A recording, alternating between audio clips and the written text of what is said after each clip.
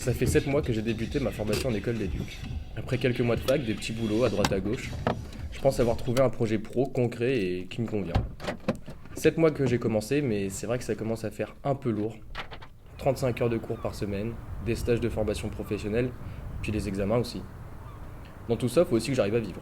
Enfin, je veux dire, c'est bien d'avoir un projet concret, de faire des études, mais au bout de seulement 7 mois, je commence un petit peu à galérer. En fait, c'est juste dur de me dire que malgré mes envies et mes efforts, ma réussite ou quoi que ce soit, ce sera le contenu de mon portefeuille qui joue le plus. En gros, j'ai fait pas mal de choses avant la formation. J'ai eu différents statuts, étudiant, chômeur, salarié. Maintenant, je fais plus rien, à part mes études qui me prennent beaucoup de temps et j'ai pas énorme de revenus. Je paye mon appart avec ce que je reçois, c'est-à-dire principalement mes allocs chômage. Ouais, parce que j'ai bossé un peu avant quand même. Là-dessus, j'ai de la chance. J'ai une rentrée d'argent mensuelle et je sais quand est-ce qu'elle s'arrête. Avant ça, je travaillais en intérim, mais c'était pas ouf. Bon, alors j'ai commencé à parier des grosses sommes sur des paris sportifs, et j'avoue que ça arrondissait bien les fins de mois. Mais en vrai, Pôle emploi, c'est plus serein qu'un pari. C'était confortable quand même parce que j'étais pris tout le temps par le taf. J'avais pas mal d'activités à côté, je sortais pas mal avec mes potes, dans des bars ou des concerts. J'ai pratiqué pas mal de sport aussi. Pour défouler, ça marche bien. Et puis je peins parfois, ça détend. Enfin, je peignais, parce que maintenant, avec 35 heures en présentiel et le taf perso chez moi, j'ai un peu de mal à m'y retrouver. Et puis les stages aussi, ça prend du temps. En fait, c'est le changement de situation qui me surprend. Je dois étudier, travailler en stage, travailler chez moi, et c'est difficile de retrouver le temps que j'avais avant. Bien sûr, je continue de sortir, voir mes potes, faire un peu de sport avec eux. J'ai fait des nouvelles rencontres, et ça fait du bien d'être entouré.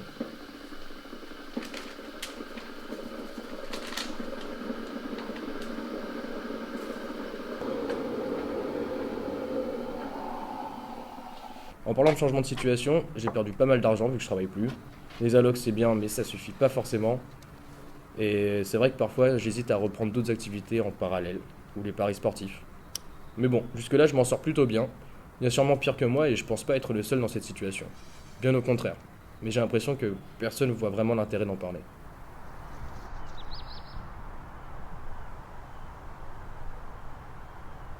La situation quand même de la précarité des étudiants au sein de l'IRTS, c'est quelque chose un petit peu genre du non-dit.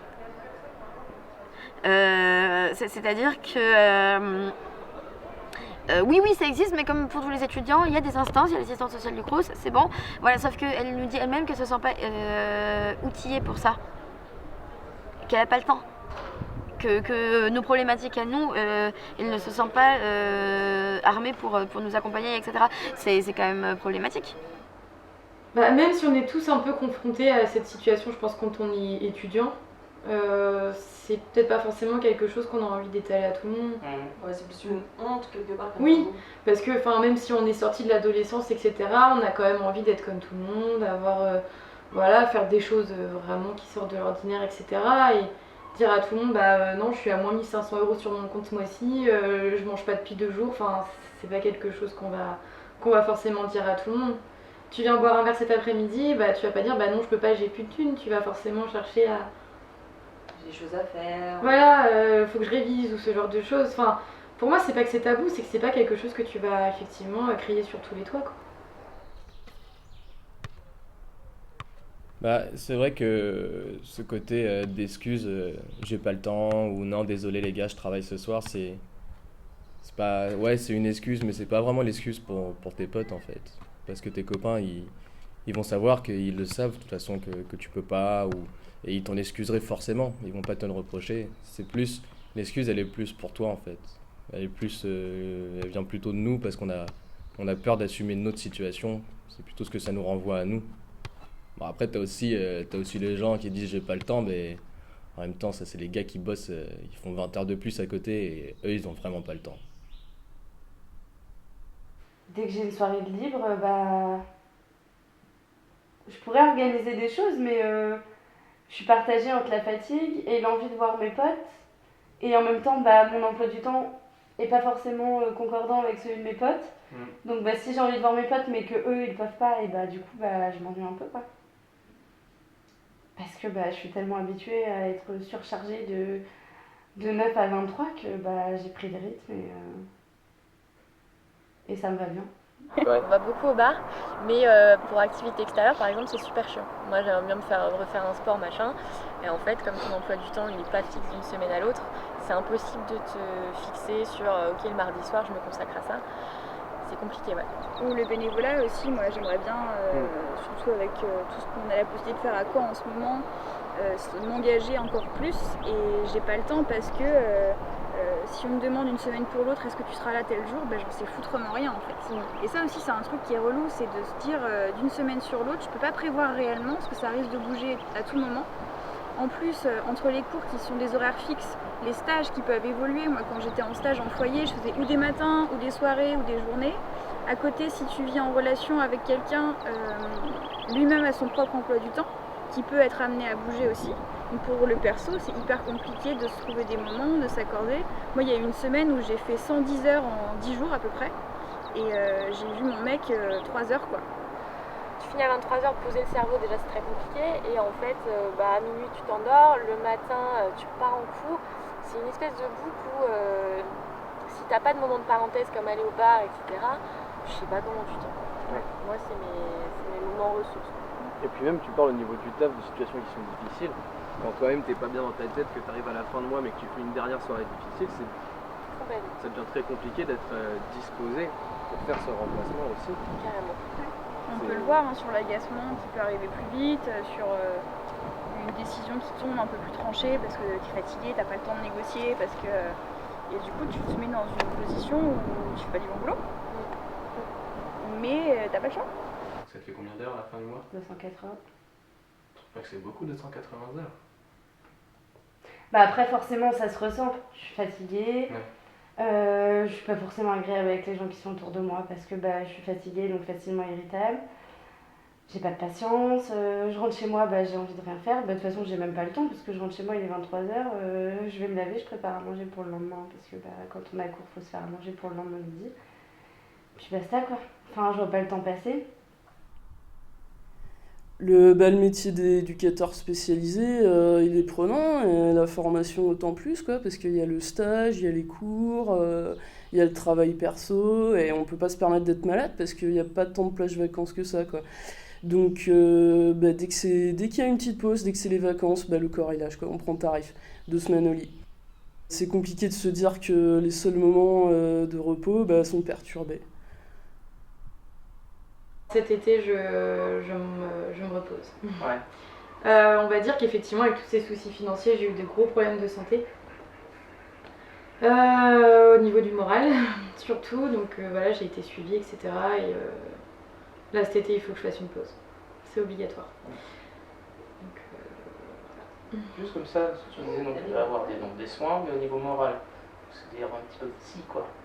oui, j'ai pas honte de le dire, hein, j'étais antidépresseur. Enfin, quand t'es à moins 1700 € tous les mois et que tu manges un jour sur deux, que tu peux juste rien faire. Quand t'es fatigué, forcément t'as moins le temps de penser. Quand t'es tout le temps occupé, que tu dois gérer sur 3 ou 4 choses différentes, tes écrits ici, tes cours, ton stage, ta demande de stage, ton taf, ton calcul Pôle emploi, calculer ta thune, tes courses, tes machins, il y a vraiment ton cerveau il craque et c'est très compliqué d'être disponible tout le temps, comme tu voudrais l'être, opérationnel tout le temps, parce que la fatigue et parce que tu penses à plein de trucs. Pour moi, ce serait un peu des conditions de vie pas forcément les meilleures, que ce soit au niveau alimentation, au niveau de la santé, au niveau social, parce qu'effectivement la précarité ça peut aussi emmener à l'isolement, hein. Enfin, je veux dire, pouvoir sortir, faire de soirées, quand les potes eux peuvent, toi tu peux pas forcément, donc tu te retrouves de plus en plus isolé, donc ça peut aussi impacter un peu sur ton moral. Enfin, pour moi c'est ça, c'est ne pas pouvoir subvenir convenablement à tes besoins, quoi.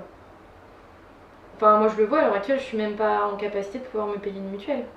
Donc demain il m'arrive quelque chose, je peux pas me permettre d'avoir 40 € par mois de mutuelle, quoi, parce que ça me fait 40 €, c'est-à-dire que je mange pas pendant une semaine et c'est juste pas possible. Enfin, j'ai déjà réduit mon budget course à 50 € par mois, c'est déjà... C'est très peu. C'est très peu. Moi, clairement, les loisirs ont pris un petit coup. Après, je maintiens un train de vie qui est plutôt chouette, hein. Je vais au bar, je fais la fête, machin, mais mes loisirs en ont pris un coup. Et clairement, je fais un peu plus attention à ce que j'achète pour la bouffe. Et ce qu'on disait avec Marie, c'est raccord un peu avec nos valeurs. là-dessus. Donc à la rigueur, c'est plutôt intéressant. Par contre, je vais moins au resto. Ouais. Voilà, je crois que ça s'arrête là. Ouais, bah, c'est un peu comme Zoé.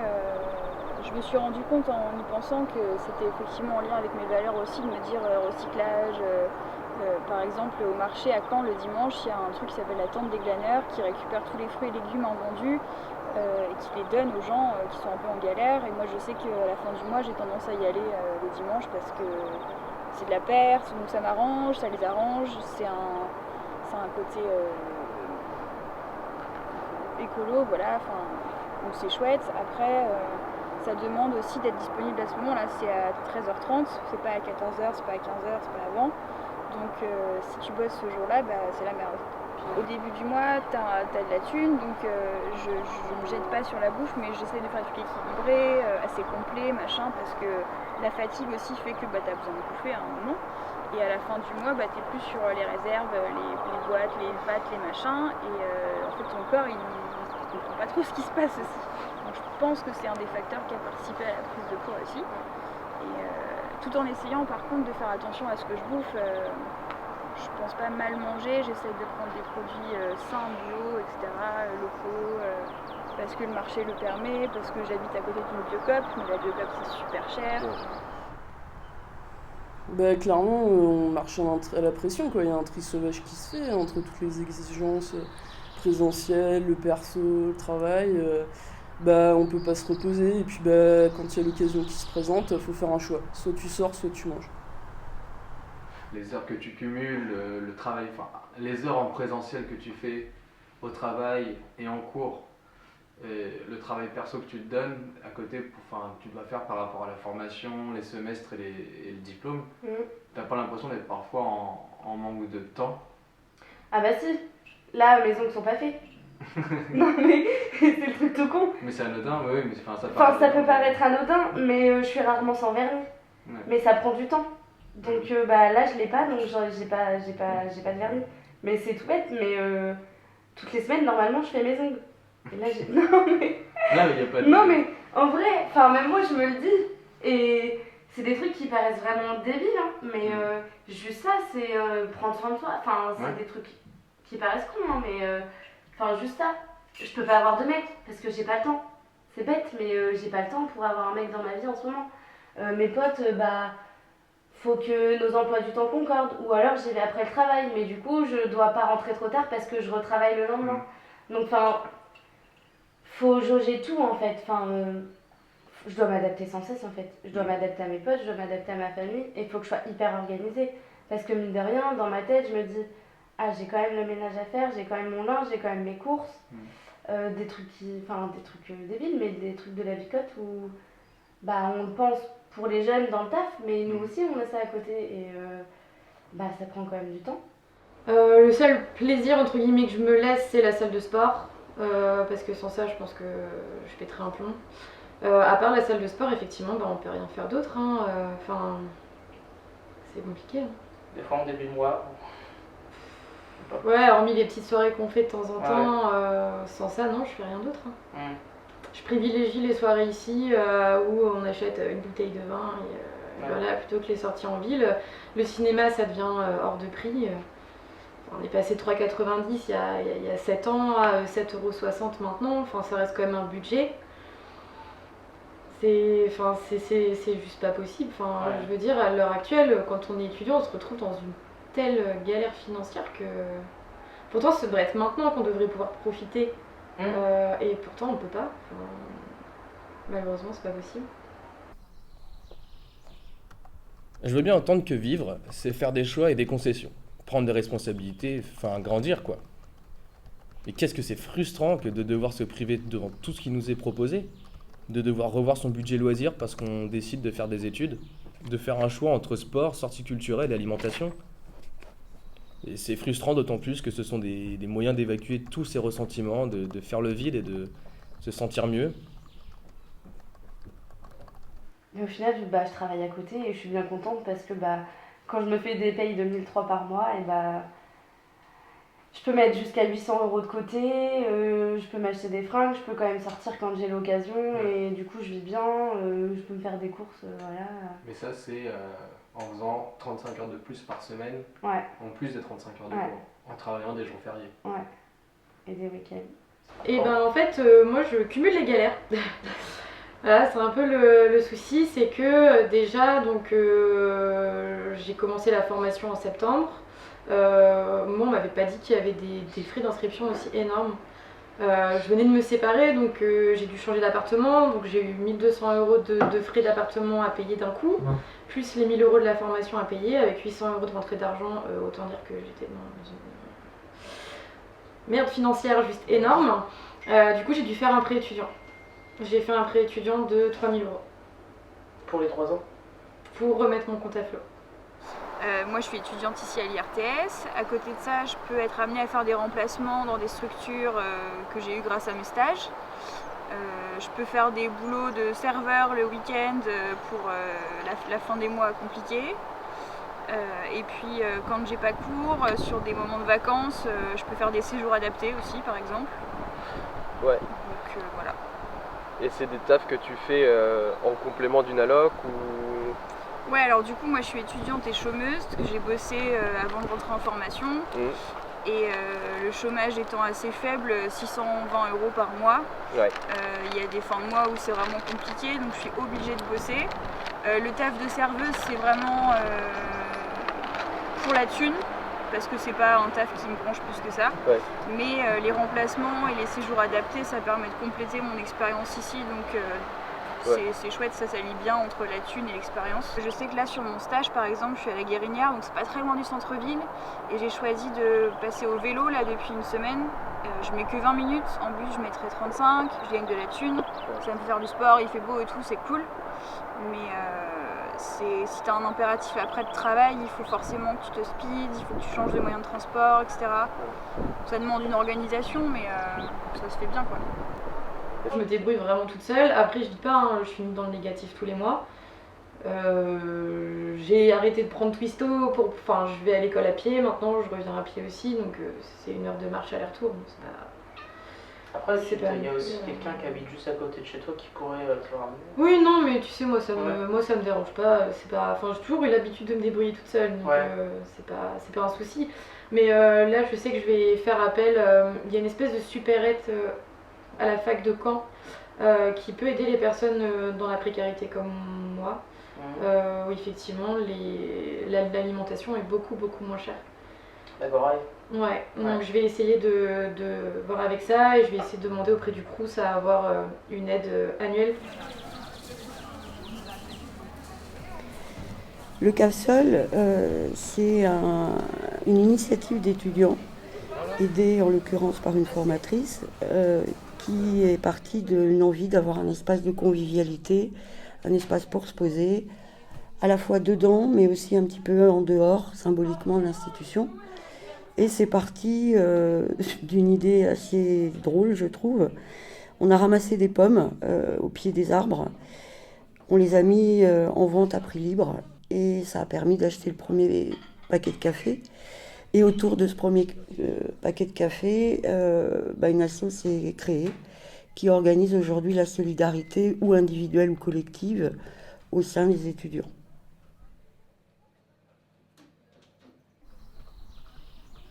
La précarité, je pense que c'est ne pas avoir les moyens de ses envies.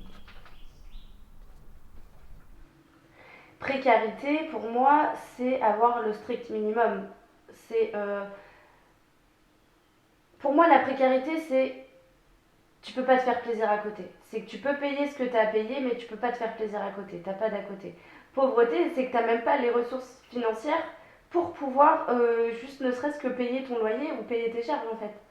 Pour moi, c'est ça. J'ai pas de définition de la précarité, je pense que c'est propre à chacun et que chacun a son propre barème.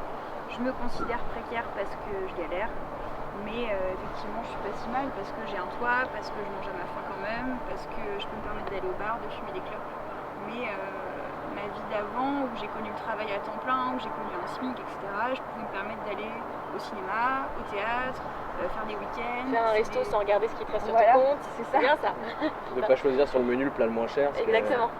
Pour moi, la précarité, c'est quelque chose d'un petit peu multifactoriel, avec plein de petites entrées. Et c'est la situation d'une personne, l'état d'une personne qui fait que parmi tous ses besoins primaires, il va y en avoir au moins un qui ne va pas être satisfait pleinement. Et qui va entraîner après des répercussions au niveau de l'alimentation, au niveau psychologique, etc.